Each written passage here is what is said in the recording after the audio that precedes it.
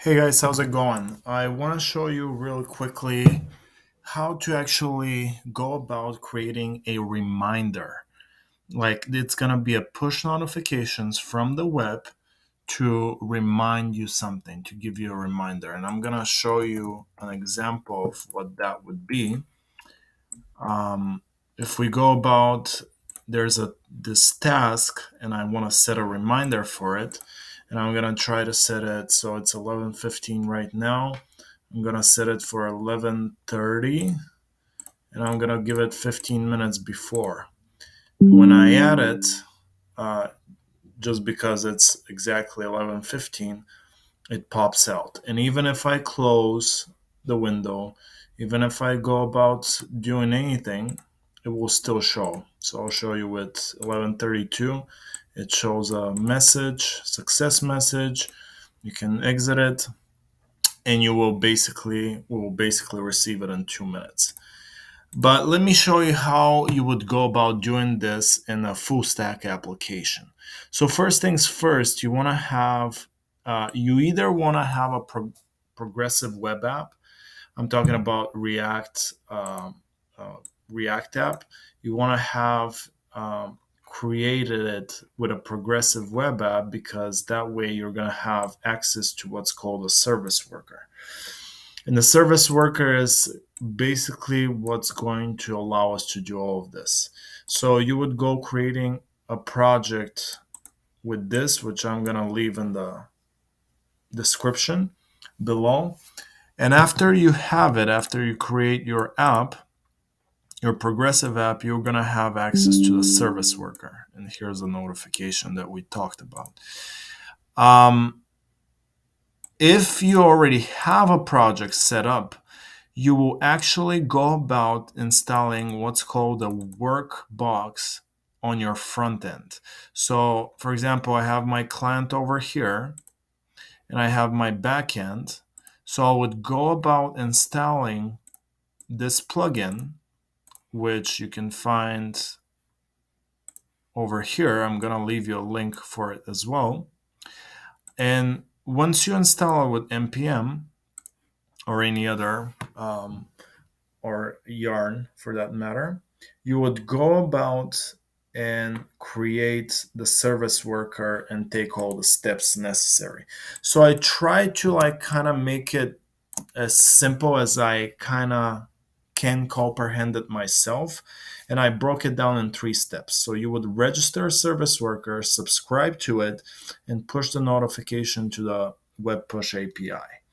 So first things first, you want to grant permission. And I'm just gonna be showing you examples of my code. I'm actually not gonna be coding because I'm time limited, but I'm gonna show you how I went about coding it. So I have this notification model, which on the app it would be this model. Um, and what I go about doing is once I click add notification, we I go about triggering this function over here, web push API notification call. And it's basically I kind of break it down to 3 steps, 4 steps when we're calculating the reminder time. So I'm gonna break it down and I'm gonna show you how I went about it, and I hope that would be helpful for somebody else trying to do the web push APIs. So the first thing that I do is I calculate the reminder time, um, and I just do some basic checks. I take the date, which is basically taken from the the input, which is a type of date. So I have an input of type date and type time, and then I have just options menu for the minutes beforehand. So I go about taking the day and the time, which is set. I basically do like a regular expression on it. I take the day and the time. Once you have it in a date format, you would go about asking for permission. So that's how you go about asking for permission. And if I'm just doing a quick check, if notification is anything but granted, it will give you an error and it will return. Uh, and once you have a permission to go about creating notifications, you will um, take the date right now and you will calculate the reminder date, I'm sorry, and you would remove, I removed the time before, which is in milliseconds. So everything is in milliseconds. You can see over here, I just calculate the milliseconds for the different periods of time. And if the reminder is successful, if everything is good, we do a success message. So that's the first step. Um, and then the second step is what we're talking about over here with going about, I'm sorry, registering the service worker. So we granted the permission and now we want to register the service worker. So what I would go about doing is I would double check for permissions. If they're not granted, I return and I register the service worker with navigator service worker dot register, and I find the path. So, and make sure that's on your front end. So you should have it on your front end.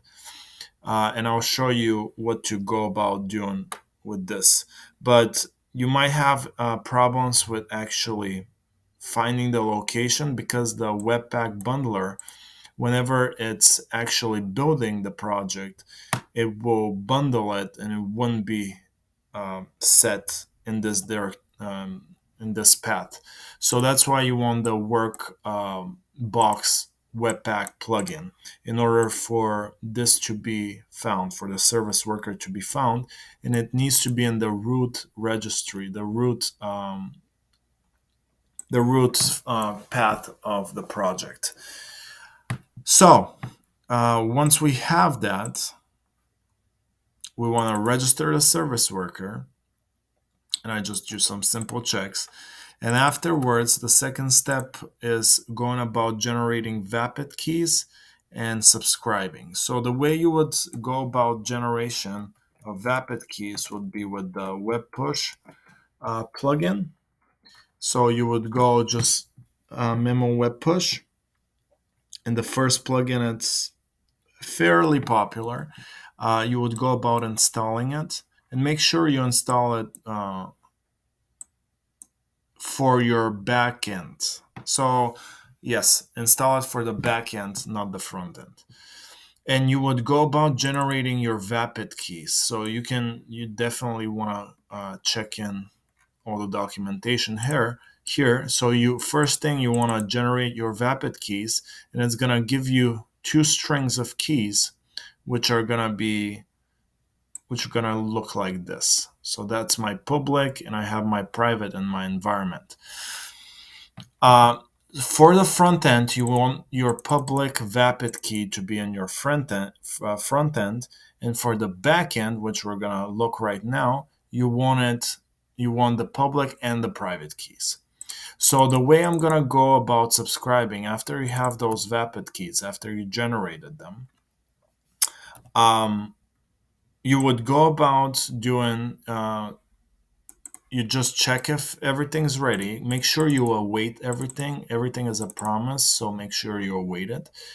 And over here, I just go about subscribing uh, to the service worker.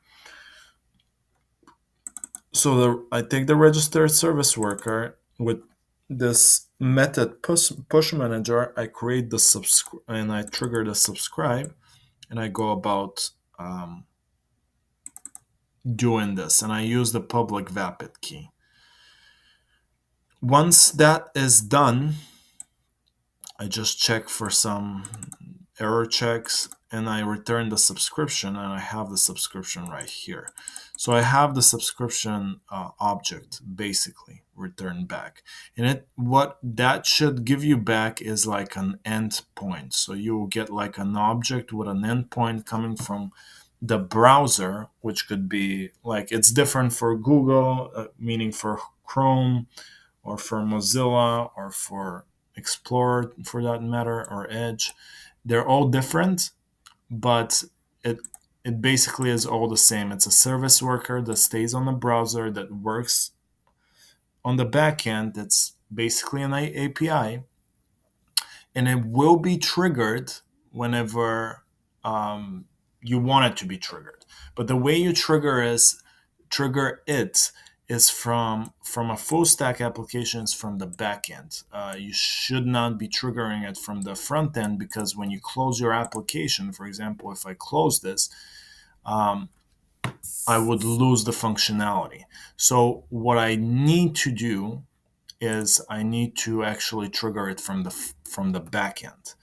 Um, with that being said, we're gonna go on my backend. So that's my client side, and I basically make a post request, and I hit an endpoint to my server with the subscription element. So this endpoint that we're talking about, I want to basically hit that endpoint, and I also take the reminder time. So that's in milliseconds, so I know when to trigger the reminder.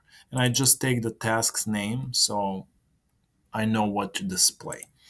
Um, and we're gonna go on the back end, which in my case is in to do.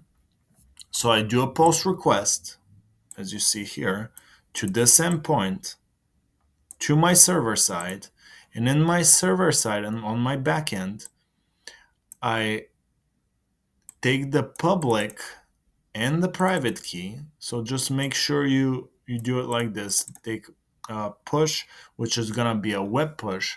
So you would import the web push plugin, the dependency that we installed. You place in your public and your private keys. Make sure you put in an environment variable so it's hidden. And afterwards, I basically destructure the elements, the subscription, reminder time, and tasks from the body of the post method. I have some checks, some console logs, and I have a payload.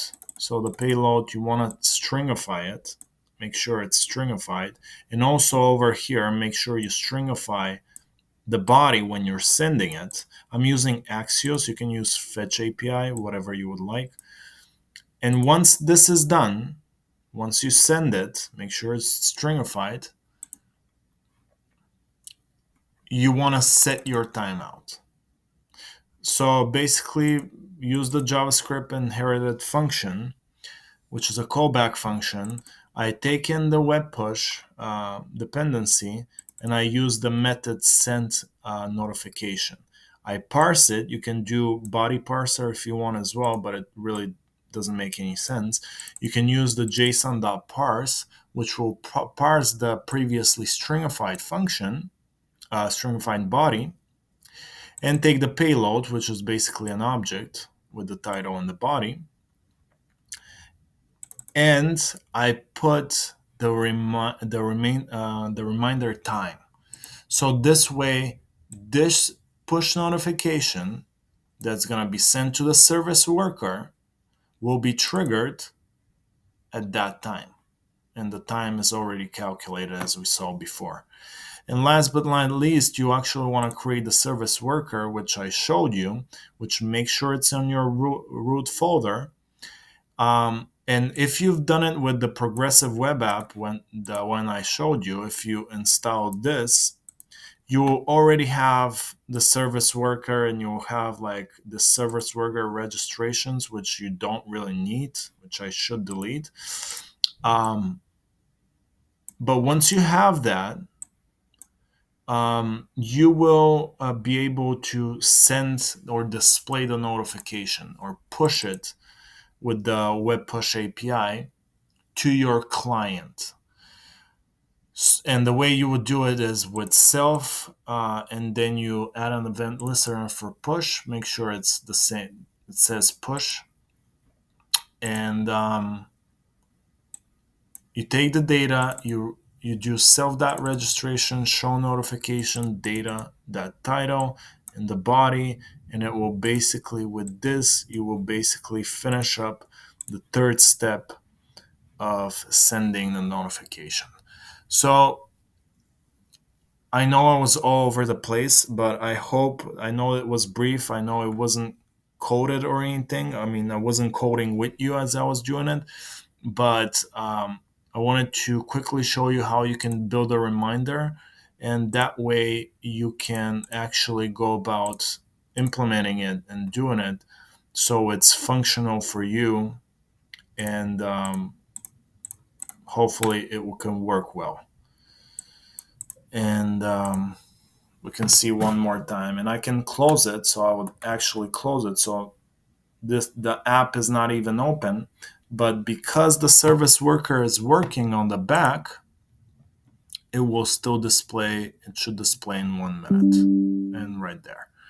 So that's how you would go about, and you can see that this is a reminder to contact Fernando, and it will do that basically on the web push. So, and you can check the service worker if you go on applications, and you can see it should be running, and it should be displaying the tags whenever they're ready. Okay, thank you very much. Hope that was helpful. I gotta go. Stay safe.